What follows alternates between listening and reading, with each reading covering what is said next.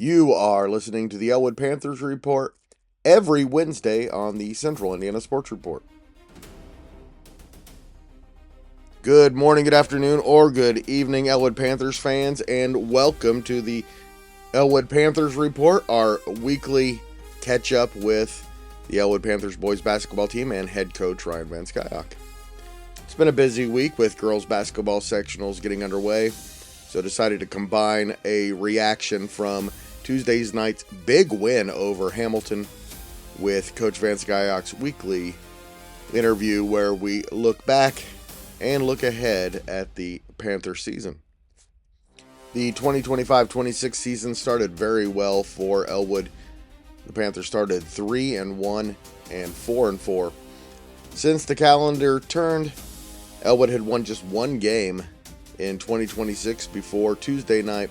They got a 43-31 win at Hamilton.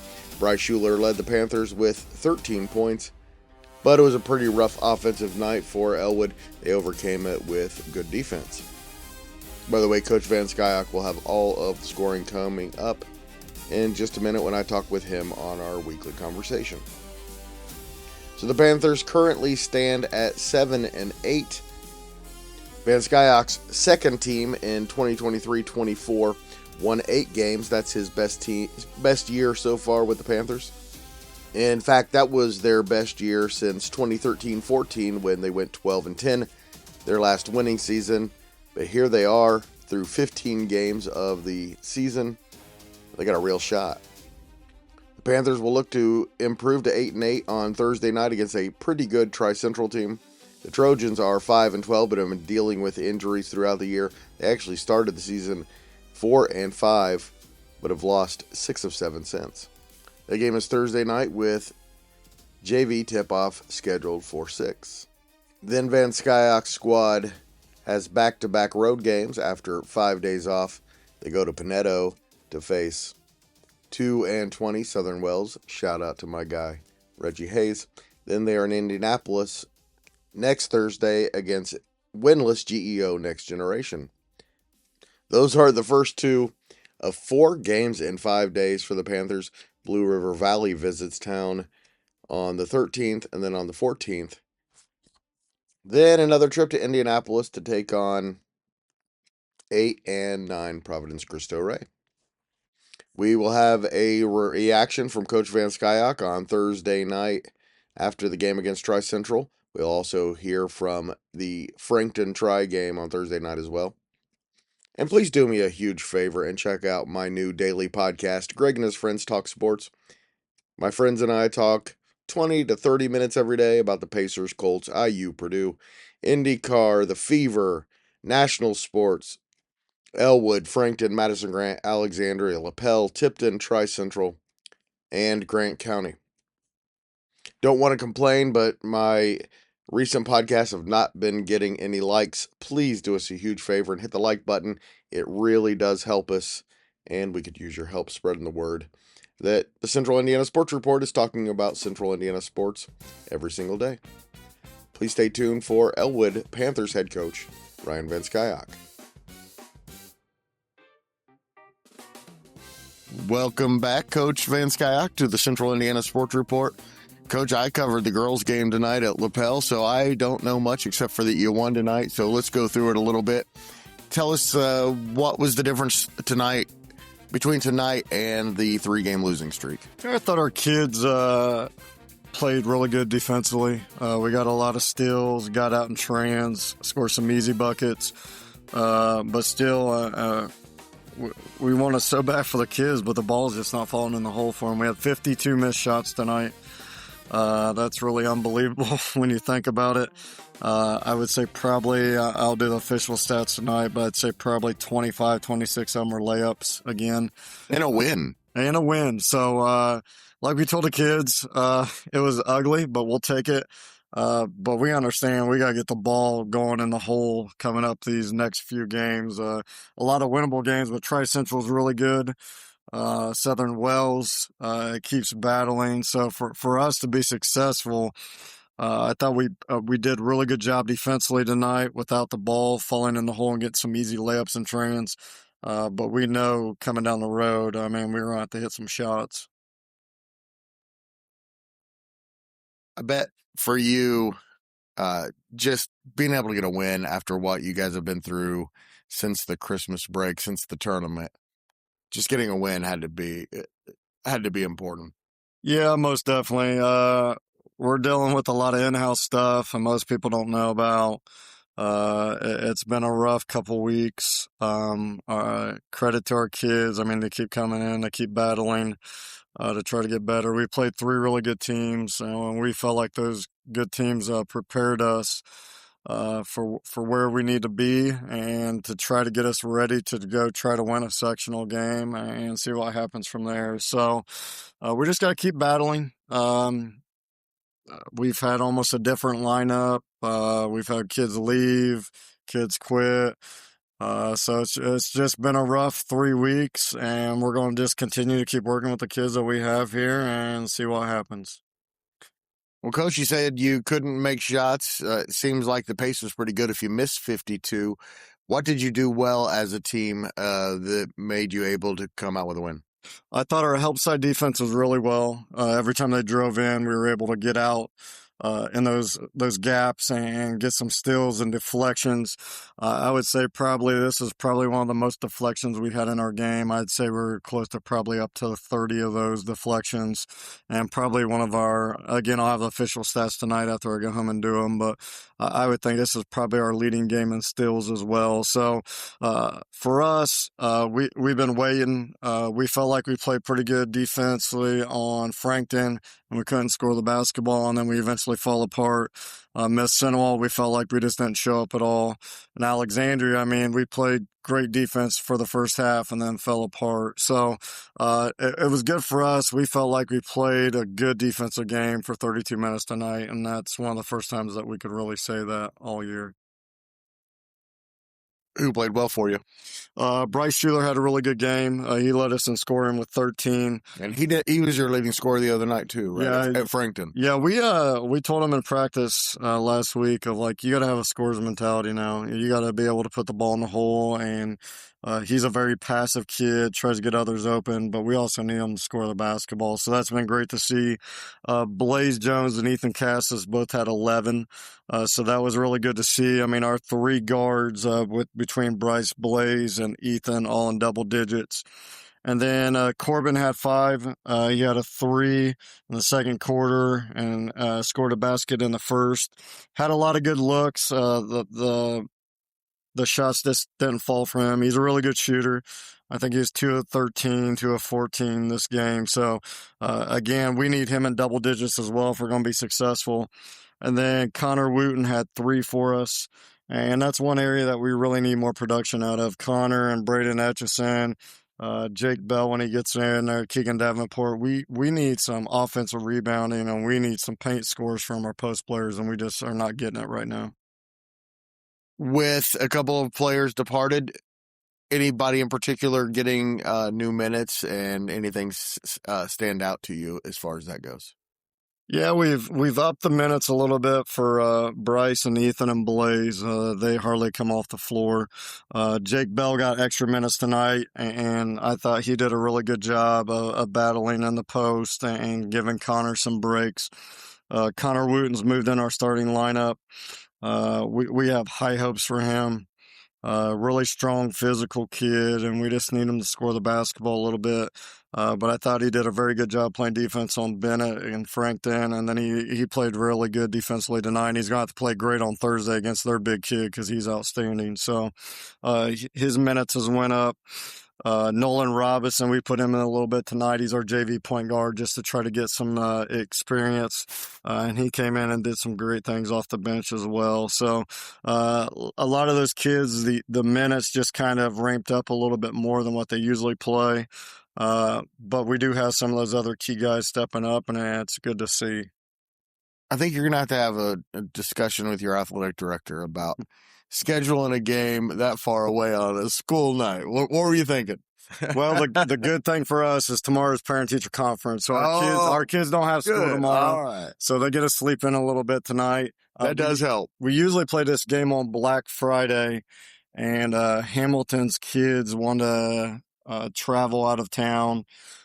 So we ended up moving it to this day. And one of the reasons why we picked this day because we had that day off. So luckily for our kids, but, it's one of It's those a long trip. long trip. It's a really unique place, a really cool gym out in the middle of nowhere. And my next question was, do you feel more patriotic after you leave that gym? Yeah, most definitely. Just a cool little place. It's, 10 minutes and the lake's right there in Angola, and it's just a beautiful little area Amazing in town. place. So, it's really neat to just for us and our kids to go experience some of these places. Uh, my coaching years are probably coming to an end soon with my kid moving up. So it's just been neat to go to some different places the last couple of years and see new gyms. So I think that's one of the things our kids really like is the long bus rides are not very fun. But they got a good dinner tonight out of it. We took them to Raising Cane's, but also just experiencing some of those different schools and atmospheres is kind of neat for them. I covered Hamilton when I was the new Sentinel in Fort Wayne, so Okay, I am yeah. familiar with the Yeah, Marines. yeah. All right, next, just a couple days till you take on Tri-Central, a team that's had some losses lately, but they're getting healthy and look like they last couple of games might be a dangerous team. Yeah, their big kid's really skilled, unbelievable. He tore us up in the summer. He had a 16 or 18 against Frankton. Just very skilled. And if we don't do a good job of getting the ball out of his hands, I mean, he's just going to kill us inside the paint. So we're going to have to game plan tomorrow. Not much turnaround time, but we got to come up with a game plan to try to keep the ball from going into him deep. And then they got capable shooters on the outside. The Arnold kid hit 3 threes against Frankton the other night. So they have capable shooters. So we feel like we got to take away the center. If we take away the center and not have to double down and where he can kick to these shooters, I think it's going to be very beneficial for us. So we've not played a home game in a while. So it's going to be nice to be on our home floor on Thursday. So I know our kids are excited. Yeah, everybody get out here.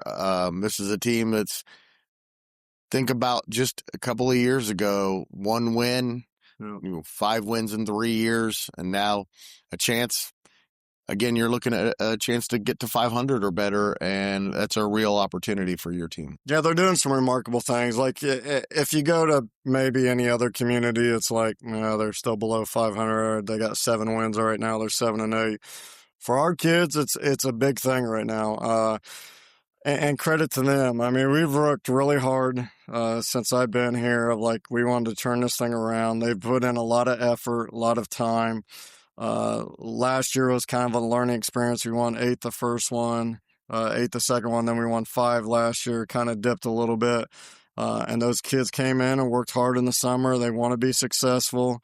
We're able to be 7-8 right now, and we feel like we can have a winning season this year. So we got to do some things better, but I'm proud of where we're at.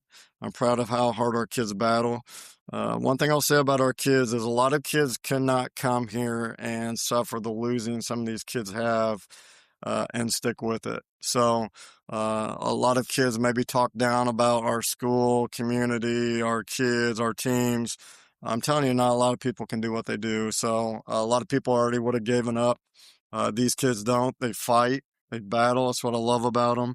And we're going to continue to keep doing that. And hopefully they have the first winning season since 2012, I think, in that time frame. So that's been a long time ago. Last question, Coach. Tough loss for your girls team tonight, overtime against Frankton. On Thursday, though, they ended a long losing streak to them. Double-digit wins again this season. A player, Breland Norris, had her 1,000th point this year. Talk about what that program is doing as well, and athletics here at Elwood overall. Yeah, she's first off, I'm proud of all our girls. I mean, people don't understand how much it hurt me today not being there. And that's a mishap on my end. I didn't even think about the sectional when we scheduled these games a year ago. But that really hurt not being there for that. But I'm just proud of our girls. When I first got the job, they were coming off of only having 5 girls on their team. Went maybe 26, 28 games losing streak. I can't remember. Might have even been more than that. We hired Courtney to come in. We struggled the first year a little bit with 3 wins, and she built it to a winning season last year, another double-digit win season this year. So credit goes to her and her staff and the kids, most importantly. I mean, they have put in a lot of work. They're outstanding kids. Breland Norris is a starter at any other school around here, and she's decided to stay here, and it makes me proud for her because she's going to put her names in the record books here, and she doesn't understand by staying here and being the team player and wanting Elwood to succeed what she's done for our community and our athletic program. Hats off to her. And I said the same thing about Jada Mullins. Like, not a lot of kids would have stayed here. They would have transferred and wanted to have a chance to win maybe a sectional, and she's feels like she can win one here. So she's got another year. We lose 1 senior or 2 seniors, and so most of the core is coming back. So it's going to be exciting to see what they can do. This summer has to be big and critical for them. That's one area that we've really struggled at is on the girls' side, not much participation in the summer. So I think for them to take it to the next level, we need to get that buy-in and commitment from them to be here, to continue to keep working hard, because I think they have a chance to do some damage next year. I mean, all those girls are going to be seniors. They got a highly talented 8th grade group that's going to be freshmen. And we're excited to see where the girls program goes. So a lot of good things are happening. I mean, when you really look back at it, like you said, boys basketball won maybe 3 games in the 5 years before I got here. Girls basketball really struggled before I got here. Football didn't win a game for 2 or 3 years. So all those programs are turning around. It might not be as fast as people want, but people understand, like when we were at the bottom of the bottom, and that's no knock on anybody, but we were at the very bottom when I got here 4 years ago, to see where we're at now. But we're not going to build it overnight. It's year 4. I truly think to build a program, and Coach Brobson says this all the time, is probably 7 to 8 years of how far we were to continue to keep building it. We just got to continue to keep working with our youth, keep getting our kids bought in, and to buy into the system. And our system is we're probably not going to be more athletic than some of the schools around us, but the Elwood way is we're going to outwork those people and give us an opportunity to win. So I'm just proud of all of our kids, all of our sports. Credit goes to all of them. Since we're talking about it, let's talk about you have a couple of wrestlers Yes. in the regional this weekend as well. Yeah, really excited for those kids. Miles Law might be one of my favorite kids I've ever been around. He's just super respectful. Abe Galejos, Casey McCray, Layden Morgan, Sean Evans is going to battle in the regional. What I can say about those kids is they are fighters, man. They never give up. They have a bright future. They're very young as well in some of our programs. But there's nothing more than I want to see those kids succeed. And I think we'll get a few out to semi-state. I've been hoping and praying that we get one to state. And all those kids are deserving of it.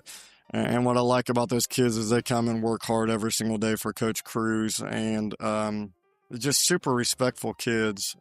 I've been around a lot of wrestling programs, and I'll tell you, man, our hats off to Coach Cruz and his staff. But our kids are always super respectful, always supportive of the other athletes. They do things the right way. So I'm excited for Saturday at Pendleton Heights for what they can bring. Swimming starts their sectional on Thursday. Those kids have been working really hard. So a lot of really important things coming up, and can be more proud of our kids and our community and our coaches. Thanks, Coach. Thanks, buddy. Appreciate you. Thanks so much once again to Coach VanSkyock for giving us access to his team and his thoughts. Thanks so much for listening, Elwood. Always appreciate it. Please do me a huge favor and hit the like button. It really does help the algorithm or whatever. Whenever somebody hits the like button, our podcast spreads. So whether you're on Apple, Amazon, SoundCloud, or Spotify, it doesn't take much from you, and it really helps us. Also, please share this podcast with an Elwood Panthers fan in your life. Help us spread the word that the Central Indiana Sports Report is talking about what Central Indiana sports fans are talking about every single day.